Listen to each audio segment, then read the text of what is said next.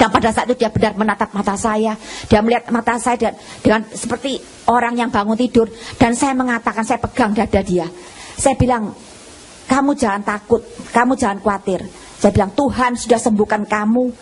Tuhan sudah ganti semua dengan organ tubuh yang baru, jantung yang baru, paru-paru yang baru. Saya bilang, kamu percaya saja. Tuhan tidak kemana-mana. Saya bilang, Tuhan ada di sini. Tuhan ada di hati kamu. Saya bilang, kamu tenang, kamu percaya saja. Dia angguk-anggukkan kepala. Dan saat itu dia minta minum. Dokter heran. Apa Pak? Dia bilang tuh, minta minum Pak. Dia bilang, angguk-angguk. Dia bilang, sus tolong ambilkan minum. Dan diambilkan minum 1 sendok. Dan sempat masuk sedikit demi sedikit. Dan setelah itu dokter semangat kembali. Semua semangat kembali. Ayo Pak, dia bilang gitu. Bantu Pak untuk batuk-batuk, dia bilang tuh, ayo Pak, batuk terus Pak, terus untuk mengaktifkan kembali paru-paru dan jantung yang sudah berhenti, supaya suami saya batuk-batuk terus. Dan dia, puji Tuhan, bisa respon. Dia terus batuk dan batuk terus. Dan pada saat itu kembali lagi semua alat-alat itu dimasukkan kembali, semua alat-alat yang apa nama itu, respirator semua dipasang kembali. Dan saya juga tidak tega melihat pada saat itu, padahal suami saya mengatakan tidak terasa apa-apa. Memang Tuhan bertanggung jawab. Firman yang disampaikan itu ya dan amin. Dia yang memikul segala kelemahan dan menanggung sakit penyakit itu benar-benar dirasakan oleh suami saya. Dan saat itu saya cuma pegang tangan suami saya pegang kaki suami saya coba berbahasa roh, saya tidak bisa berkata apa-apa. Saya berdoa dan berdoa. Pada saat itu, puji Tuhan, semua alat-alat dipasang kembali. Keadaan suami saya, tangan sudah dingin, kaki semua sudah dingin. Dan setelah itu, puji Tuhan, suami saya hidup kembali, mengalami hidup kembali yang kedua kalinya, dibangkitkan kembali oleh Tuhan. Dan puji Tuhan, dokter mengatakan, Bu, tunggu sampai 10 jam, masa kritis akan lewat.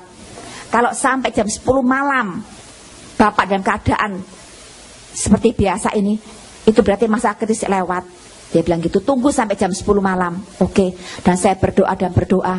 Dan setelah itu pukul 2:30 sore, dokter memanggil saya kembali untuk hasil foto yang pada saat suami saya mengalami kematian itu dan hidup kembali, itu difoto oleh dokter, tim dokter. Dan dia mengatakan, Bu, ini jantung dan paru-paru yang membengkak 3 kali lipat, sekarang kok bisa tiba-tiba kembali normal, kecil, sempurna. Ini mungkin terjadi sesuatu kerusakan pada mesin, atau mungkin terjadi kekeliruan. Dia bilang gitu. Dokter tidak bisa menerima semuanya ini karena impossible. Dia bilang gitu. Kita mengusulkan untuk diperiksa kembali ulang besok paginya. Saya bilang silahkan. Dia bilang gitu. Ternyata besok paginya diulang lagi pemeriksaan foto dan sebagainya. Tetap posisi jantung dan paru-paru sudah menjadi normal dan sempurna kembali. Puji Tuhan. Dan setelah itu pada hari Kamis biasa-biasa saja, Jumat terjadi lagi anfal suami saya. Dan pada saat itu komunitas kami di dalam Komsel, karena kami sebagai gembala sektor, dan di situ benar-benar mendukung kami semuanya. Karena pada waktu itu saya dalam keadaan down, saya dalam keadaan tidak berdaya, karena saya berangkat dalam keadaan suami saya sehat dan pulang dalam keadaan seperti itu. Rasanya saya secara pribadi saya tidak siap. Dan itu teman-teman kami itu mendukung senantiasa.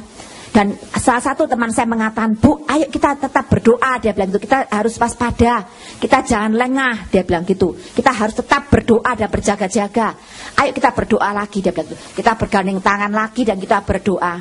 Dan setelah selesai, amin, ruang ICU dibuka kembali, pintu ruang ICU. Dan saya dipanggil oleh dokter.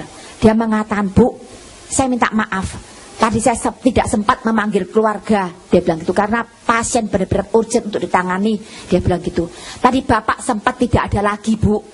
Dia bilang gitu. Dan sempat kami strom 3 kali dan dipompa lagi dan dikejut jantung 3 kali. Dan ternyata sekarang ini, Bu, Bapak mulai siuman kembali. Puji Tuhan, itu yang dialami kematian yang ketiga kali. Dan saya lihat tekanan itu pada waktu itu 60/30. Jadi mulai lagi ada kehidupan lagi, mulai lagi bernafas kembali. Jadi pas pada waktu kami berdoa di luar itu, pas pada saat itu Tuhan menjamah suami saya. Tuhan mengganti organ tubuh suami saya. Karena setiap terjadi flat, setiap terjadi kematian, di situ Tuhan sedang mengoperasi suami saya. Tuhan sedang mengganti dengan organ tubuh yang baru pada suami saya. Ternyata ada sesuatu yang Tuhan bekerja pada saat suami saya tidak ada. Dan setelah itu dokter mengatakan, Bu, ini saya curiga ada jantung koroner. Kemungkinan seperti itu karena tiba-tiba seringkali bapak ini hilang. Dia bilang gitu. Dia bilang, kalau emang terjadi seperti ini, Bu, harus dipacu jantung untuk sementara. Dia bilang gitu. Dan pada saat itu saya diingatkan Roh Kudus untuk minta di eko ulang. Karena dokter mengatakan pada waktu itu, Bu, ibu tahu jantung, kekuatan pompa jantung suami ibu itu tinggal 20% minus. Dia bilang cuman begini saja bekerjanya.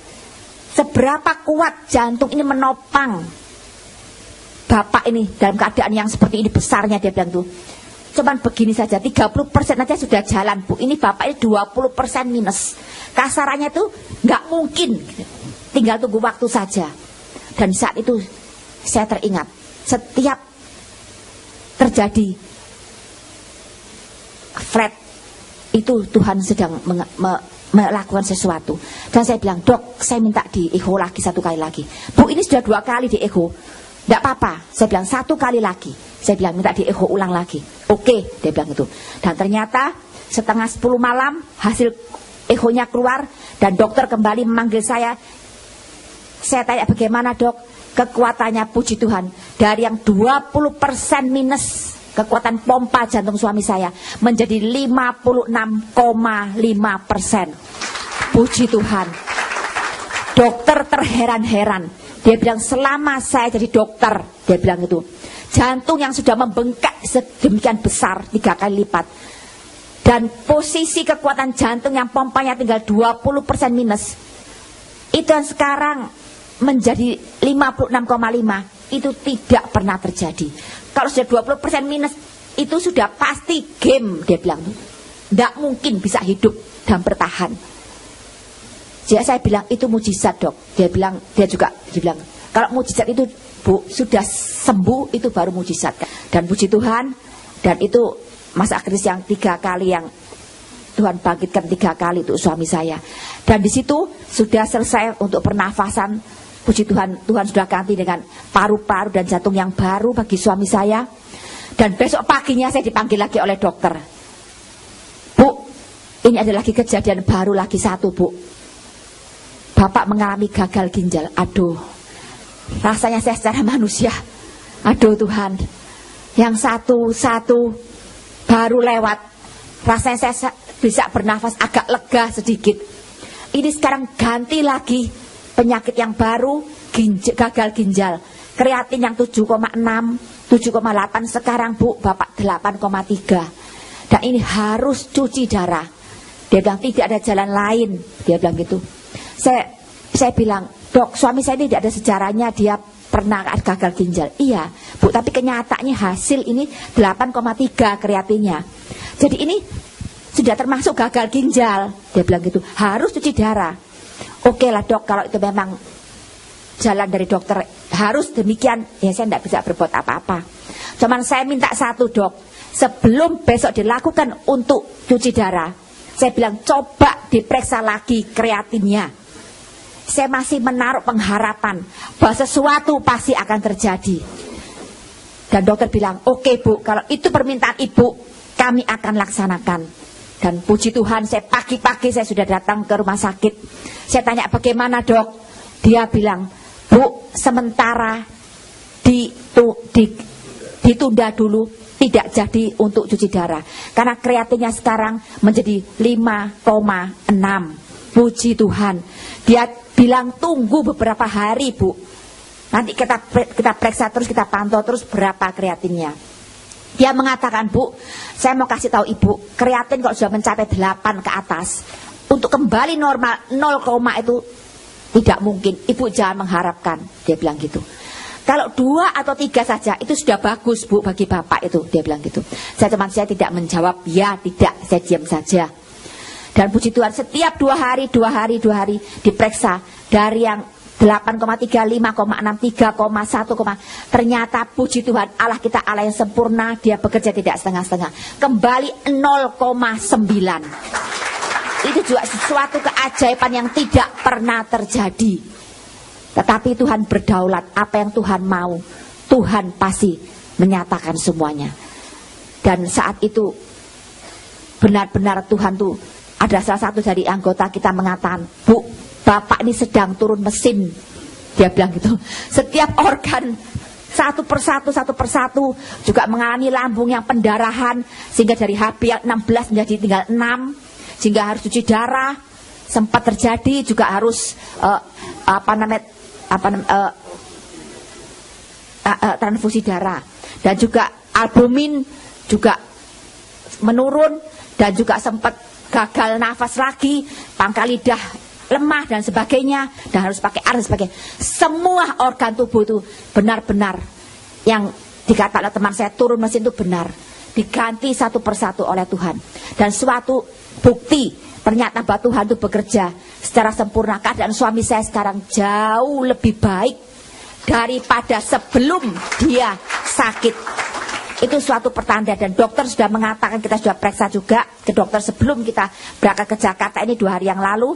Kembali ke dokter dan semua keadaannya semakin membaik dan membaik. Jadi tanpa satu alat apapun juga. Dan suami saya biasanya kok naik trap itu 3 lantai itu sudah tidak. Tapi sekarang puji Tuhan lebih daripada itu, suami saya dalam keadaan tenang-tenang saja, tidak mengalami apa-apa. Ini pertanda bahwa Tuhan sudah bekerja sempurna atas suami saya. Karena dia Allah yang berdaulat, apa yang dia mau lakukan, Tuhan sanggup melakukan segala sesuatu. Apa yang mustahil bagi kita, tidak mustahil bagi dia. Dan saya percaya Tuhan masih mempunyai rencana yang indah. Sesuatu yang rahasia sedang Tuhan akan singkapkan untuk kita. Untuk apa yang Tuhan mau, untuk kelanjutan dalam sisa-sisa hidup yang ada, dan perpanjangan umur yang Tuhan berikan. Puji Tuhan. Ya, jadi menyelesaikan ini memang kita harus percaya bahwa mujizat masih ada, dan Tuhan punya rencana, Tuhan punya rahasia yang disembunyikan, itu kemuliaan tadi. Dan saya pasti akan diperbarui terus untuk mencapai next level yang ditayangkan seperti ini. Terima kasih, puji nama Tuhan. Tuhan memberkati.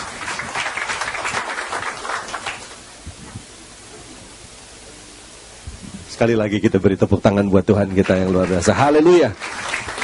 Masih percaya mujizat masih ada? Amin. Bilang kanan kirimu, jangan khawatir, mujizatnya masih ada. Ya. Amin.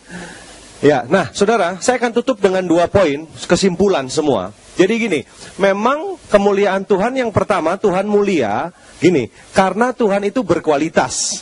Artinya, manusia cenderung untuk melihat kemuliaan atau menerima kemuliaan Tuhan dari sudut yang satu ini. Tapi hari ini kita diperlihatkan bahwa kemuliaan Tuhan yang lain adalah apa? Tuhan merahasiakan. Artinya apa? Saudaraku, semua yang terjadi sepertinya berlawanan dengan apa yang kita mau. Tapi ingat, ada Roma 8 ayat 28. Bahwa Allah turut bekerja dalam berapa hal? Termasuk ada yang mules, kecepet pintu, ada, kakinya kantop tawon. Itu ada maksud Tuhan. Jadi hari ini apapun keadaan saudara, aduh saudara, makanya belajar gini. Tadi C. Esther tuh bagus saudara. Waktu dokternya bilang, ini bu, kalau orang sudah kreatinnya 8, sekian, itu enggak bisa turun. Dia diem, jangan bilang, oh gitu ya, iya. Jangan gampang-gampang, hati-hati. Hidup dan mati dikuasai oleh lidah. Barang siapa mengemakannya akan memakan buahnya. Ya, jadi kita hormati Tuhan jauh lebih penting daripada menghormati siapapun. Nah itu kita mesti berhitung. Jadi saya yakin waktu C. Esther diem, itu sebetulnya C. Esther sedang begini. Saya menutup mata saya dari fakta yang ada, tapi dia membuka mata iman untuk mendengar apa yang Tuhan katakan. Hari-hari ini saudara, gereja sedang dibawa ke level itu. Apa yang saudara dengar, ini kesaksian yang akan saudara dengar lebih lagi ke depan. Asal saudara berani bertindak dengan iman.